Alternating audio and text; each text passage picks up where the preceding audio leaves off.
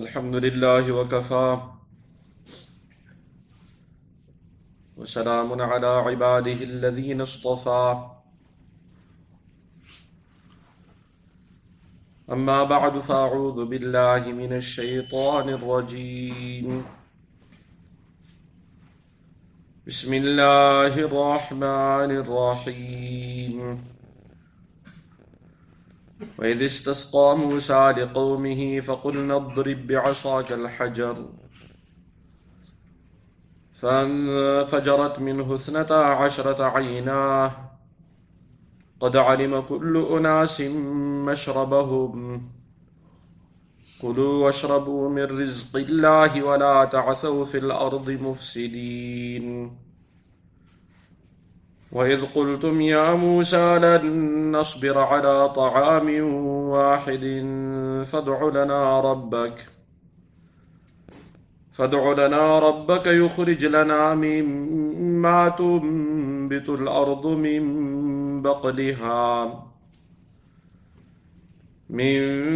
بقلها وقثائها وفومها وعدسها وبصلها قال تستبدلون الذي هو أدنى بالذي هو خير اهبطوا مصرا فإن لكم ما سألتم وضربت عليهم الذلة والمسكنة وباءوا بغضب من الله ذلك بأنهم كانوا يكفرون بآيات الله ويقتلون النبيين بغير الحق ذلك بما عصوا وكانوا يعتدون صدق الله العظيم. From ayat number 60 of Surat al-Baqarah, Allah subhanahu wa ta'ala mentions the time or reminds the Bani Israel of the time when they were in the desert. They asked Musa alayhi salam for water to drink. So Musa alayhi salam, he made dua. This was already made clear that the unique style of these ayat of Surah Al-Baqarah is that Allah subhanahu wa ta'ala mentioned a special favor or a few favors that He bestowed on the Bani Israel. And rather than the Bani Israel being grateful or showing gratitude to Allah subhanahu wa ta'ala for those favors, their kufr, the disbelief of the Bani Israel and their ungratefulness is mentioned, that how ungrateful a qawm they are. And along with that ungratefulness, their kufr is shown in actions, which is a very, very different type of kufr. One is that you give someone a gift, and I'm going to give a very, very simple example, a pen or a pencil. A pen, very, very nice, expensive pen you give someone. They appreciate the gift, they take the gift, and often at time they carry it with them, you can see it. As a mark of respect, they carry it with them, they use it, and they also have kind of happiness whenever they're using it, how happy we feel. I gave this person a gift and he's utilizing it, or they're utilizing it properly. Then you have the other example of someone, you give them a gift, let alone being grateful to you. Right in front of you, they open the gift, they take the pen and they start cleaning their ear and they say, what are you doing? You know, such an expensive gift I gave you, such a nice gift I give you. And rather than saying anything, they turn away. They puff their chest and they kind of show you that you are nothing or you're no one in their eyes. How would we think about giving this person a gift again? And we would never think about it. We would say this person doesn't deserve to be given gifts. Allah subhanahu wa ta'ala to the Bani Israel gave them so many favors. And rather than being grateful, the example is like the person who takes the pen and misuses it, doesn't even use it properly, or breaks it right there. With their actions, they showed their kufr. And there's a very, very great hikmah or very great wisdom behind why these ayat are mentioned like this. These are a very, very great lesson for us Muslims. Because Rasulullah sallallahu alayhi wasallam has told us that we will follow the Yahud and Nasara, will follow the Jews and Christians in every footstep of theirs, even if they go inside a hole in a cave or inside a hole in the mountain, we will also follow them there. And it's happening right before our eyes amongst the Ashratu Sa'a, the signs of the Day of Judgment. We see how much we have adopted the lifestyle of the disbelievers, of the kuffar. And that is a type of ungratefulness, being ungrateful for the favors of Allah subhanahu wa ta'ala. The greatest favor being the fact that Allah subhanahu wa ta'ala has given us hidayah and guidance. Here in ayat number 16, Allah subhanahu wa ta'ala tells us or reminds the Bani Israel of the time. Sometimes we read these as stories, but how much Allah subhanahu wa ta'ala has given to us also. That'll be a discussion after we get past these ayat. Allah subhanahu wa ta'ala says, وَإِذِ اسْتَسْقَى مُوسَى لِقَوْمِهِ. Important was the time when Musa alayhi salam, he sought water for his qawm. Istisqa is making dua to Allah subhanahu wa ta'ala for water. So Musa alayhi salam, he made the dua of water for his qawm. فَقُلْ نَضْرِبْ بِعَصَاكَ الْحَجَرِ. So Allah subhanahu wa ta'ala told Musa alayhi salam to hit the rock with your stick. فَانْفَجَرَتْ مِنْهُ اثْنَتَا عَشْرَةَ عَيْنًا. From that rock or that stone, 12 springs gushed out.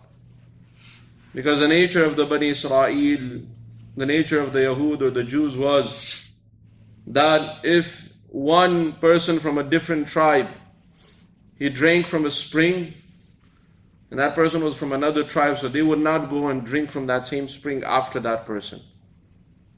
They were so arrogant. They said that we should have drank first, and you follow us. We don't follow you. That's how, even they couldn't follow one another. This was their nature. And this is how arrogant they were. So Allah subhanahu wa ta'ala brought out 12 springs, and for each spring, one of the leaders of the Bani Israel was assigned, that this is your spring and the spring of your qawm, of your nation. So Allah subhanahu wa ta'ala knew their nature, that they would rather die from thirst in the desert than drink from a spring that a person from another tribe drank from. They would not dare follow that person. This is how strange they were in their nature. And we might think, this is only the Bani Israel. Look at our condition as Muslims today. How many Muslim countries are suffering? But how many other Muslim countries are there that have the power to stop all of that suffering? But what are they doing? They've not taken the appropriate steps to actually stop all of that dhulm or that oppression. Why? Because we have drowned in racism, we have drowned in nationalism, we have drowned in this tribal system. Each of us are so proud of our own nations when we forget that we are one ummah. We're like one body. So you might think this is why Allah subhanahu wa ta'ala is mentioning these ayat about the Bani Israel. Because in reality they relate to us. How often I might think this is okay, it's only overseas, we don't have that problem here.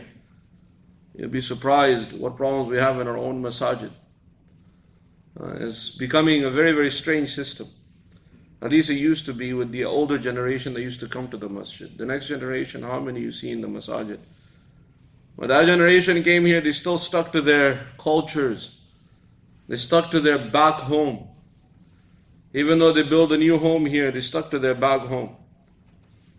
And it's very sad to say, some of them were so stuck to their back home that in the masjid they would only allow very particular types of people.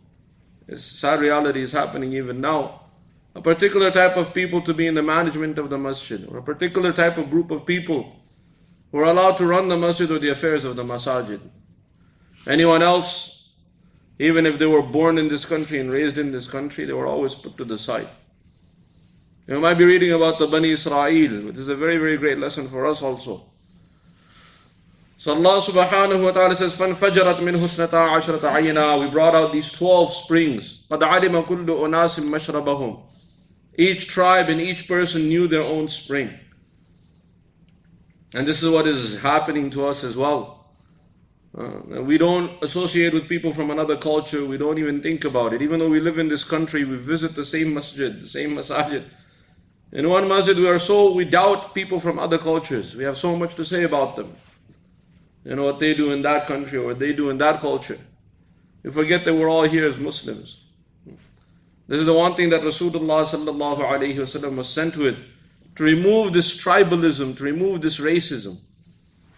And because we have not gotten rid of that within ourselves, we see the result of what is happening. You have many masajid now. You see the condition of what is going on.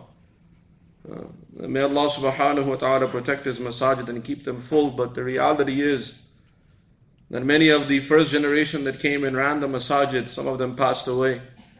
Some of them were not able to run the masajid. They didn't train the next generation on how to run the masajid. They didn't even trust the next generation. You'll not find any youth in any of the activities of the masajid, nor do the youth want to be part of that, because we never made a system for them so that they may be able to understand how to run institutions, how to run masajid. They never even saw that system. Many of us came from a place called back home. 5 times a day we hear the adhan. Everyone is our uncle. We do something wrong, someone will slap us right. You come to this country, majority of the youth don't even know the kalima. As far as adhan, they've heard so many different music and songs. And you ask them about the adhan, they don't even know what the adhan is. This is a reality. And how many of them know their deen or even involved in their deen? Somebody who doesn't know their deen, what involvement will they have? What attachment will they have to the masajid and the houses of Allah subhanahu wa ta'ala? Why? All because of our own racism and our own ideologies that we brought back with us. These are the lessons within these ayat that we're learning. Allah subhanahu wa ta'ala said the Bani Israel were such strange people that not one spring, they were not even ready to drink from one spring. All of them were the ummah of Musa alayhi salam. But they were not ready to drink from one spring. And they would rather have died from the heat of the desert than drink from a spring that someone from another tribe drank from. That's how strange they were in their racism. And it's something that affects us and plagues us also.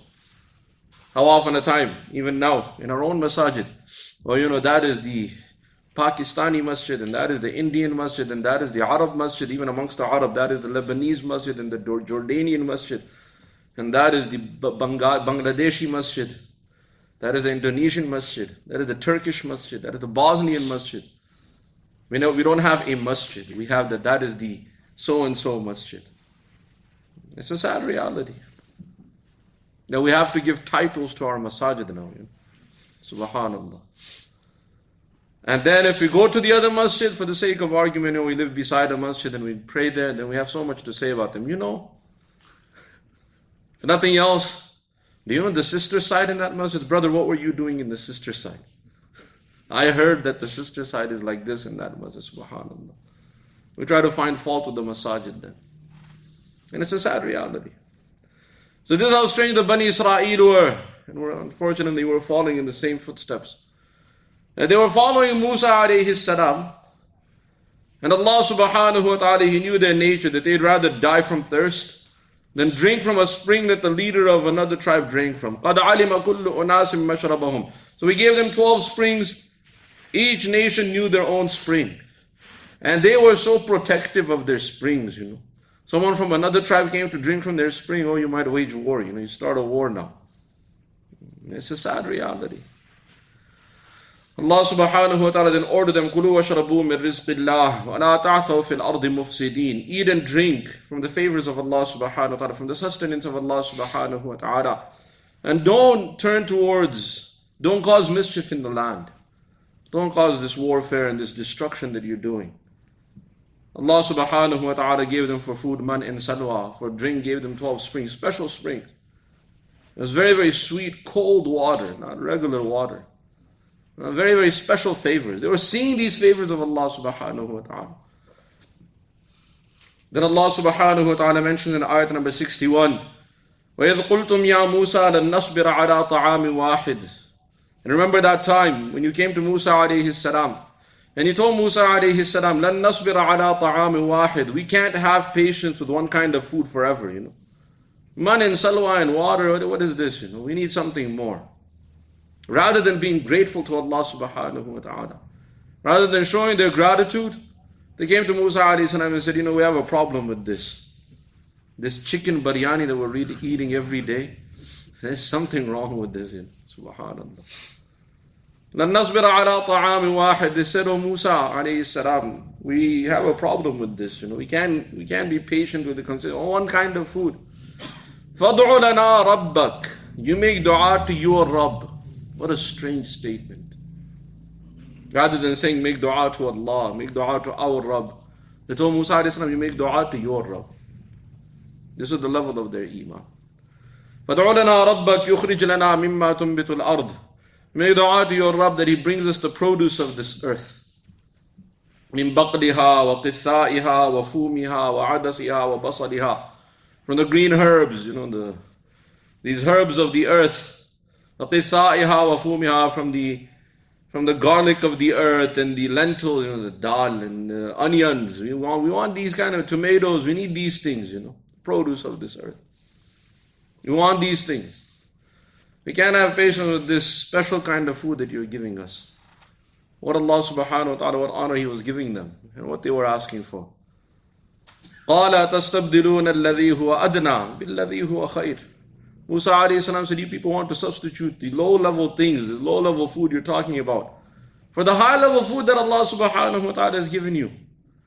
It's rich in taste, it's rich in health, and you're getting it for free. And you want to substitute that for making an effort. Now you have to go farming and you have to wait the months and you have to. This is what you people want. Rather than being grateful to Allah subhanahu wa ta'ala. So Allah subhanahu wa ta'ala told Musa alayhi salam, Musa, don't worry. This is what they're asking. Tell them, اهبطوا مصرا فإن لكم ما سألتم. Go down to the city and you'll get whatever you're asking for. And we've already gone over the story of that city in the previous ayat.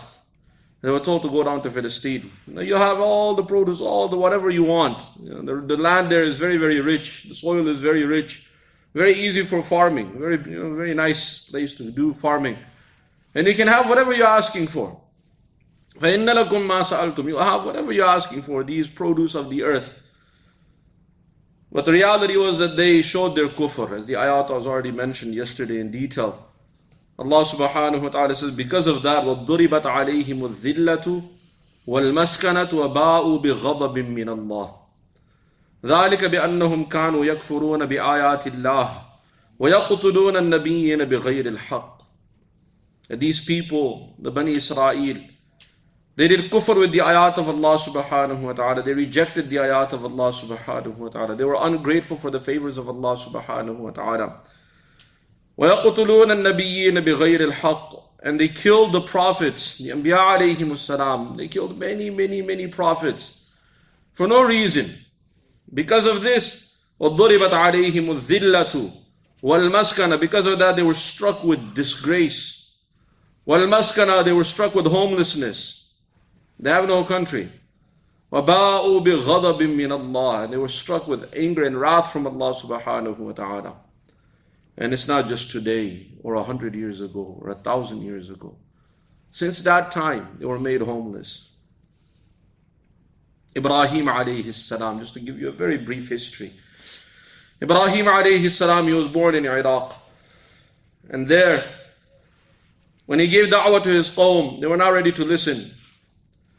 They tried to kill him in multiple ways, throwing him in a fire, turning an army against him.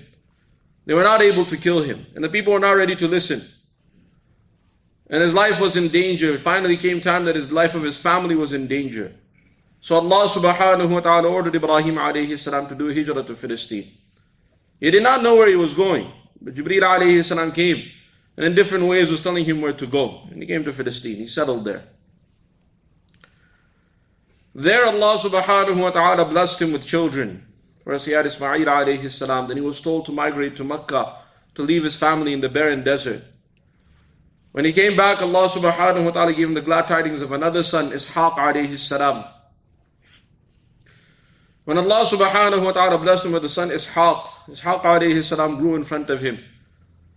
Then Ishaq alayhi salam, he had two children, two sons. He had many children. He had two sons. One of them was also Yaqub alayhi salam. And Ishaq alayhi salam, at one point when they became adults, he separated the two sons. One son went one way, the other one Yaqub alayhi salam. Allah subhanahu wa ta'ala gave Yaqub alayhi salam 12 sons. And these 12 sons that Allah subhanahu wa ta'ala blessed Yaqub alayhi salam with, these 12 sons, each of them had their own tribe. Long story cut short, one of those sons was also Yusuf alayhi salam. The other brothers, 10 brothers, they plotted to kill Yusuf alayhi salam. One of the ways that they had plotted was to throw him in a well. Hopefully he'll be taken as a slave. And he was taken as a slave to Misr in Egypt. And the details are in Surah Yusuf. And there in Misr, Yusuf alayhi salam went from condition to condition, difficulty after difficulty. But in the end, Yusuf alayhi salam, he won the hearts and the minds of the people because of his beautiful akhlaq, his character. And Allah subhanahu wa ta'ala created a system where he was given very great respect. Finally, he became Aziz in Misr, the finance minister in Egypt. There, in control of the finances and also in control of the treasures, a drought hit and came around all the areas around Misr and Egypt. But Yusuf alayhi salam, he had made such a system where even in the drought they would be able to survive. They had a very, very good storage system. And Yusuf alayhi salam was shown, or he was told about a dream that the king had. So through that dream he knew what was coming, so he was already prepared for it. In that drought, his brothers also came. People were coming to Misr to take food and take stuff with them because they understood that Egypt was the only place that, though it was affected by the drought, but they had made preparations. So the brothers of Yusuf alayhi salam also came. They didn't recognize Yusuf alayhi salam, but he recognized them. And he asked them, he said, you people have another brother also, yes? They said, yes. So he told them to bring that brother also, which was the direct brother of Yusuf alayhi salam, Binyamin. Yusuf alayhi salam and Binyamin, they were the youngest of the 12. So they brought Binyamin with them the next time. The brothers brought Binyamin, and Yusuf alayhi salam, he made a kind of plot to keep his brother behind. I'm cutting the story short. So he ended up keeping his brother behind with him. And when the brothers went back to their father, Yaqub alayhi salam sent them back. They go ask about Binyamin and ask about Yusuf. And they told him this was after a very long time, almost 35, 40 years. When they came back and they asked Yusuf alayhi salam to let their brother go because their father is very old and going through difficulty. So Yusuf alayhi salam exposed to them that I'm Yusuf. And Allah subhanahu wa ta'ala has given me such a good place here. Such a good condition here. Why don't you bring the whole family? You told them that you bring the father, bring the family, let's all settle here. They settled in Misr and Egypt. They were enjoyed very high position and prestige. And they were in the government for a long time. Their children and their children. The tribe started going. Of the 12 sons, the children of Huda, one of the brothers, his children became the most famous. And they also became the most in number. They were the ones that held the positions in government and wealth and power. So the Jews, they started being known as Yahud. In Arabic, we have Ya and Nisbat at the ending. Arabiyun, Hindiyun, etc. Somebody that is Arab, somebody. The Ya and Nisbat is at the ending. In English, we have an A-N at the ending, or an I. English is a strange language. American, Pakistani, Indian, so on and so forth. This is how we relate people to nations or races. In Hebrew, there's a Ya that comes in the beginning to relate people to a certain tribe. So the children of Huda became very famous, so everyone knew all the Bani Israel as Yahud, those related to Huda. That's how they got the name Yahud. Anyhow, while they were enjoying all of this prestige, some of the children then later on started their great-grandchildren. The generation that were coming, they started falling into kufr and disbelief and rejection of the ayat of Allah subhanahu wa ta'ala and the favors of Allah subhanahu wa ta'ala. So because of that, Allah subhanahu wa ta'ala sent against them a tyrant, Fir'aun. And he came and he completely destroyed them. Brought them into slavery, put them through various dhulm, oppressions. But you have to understand that these were the progeny of Ibrahim alayhi salam. So Allah subhanahu wa ta'ala had special mercy on them. So he sent Musa alayhi salam.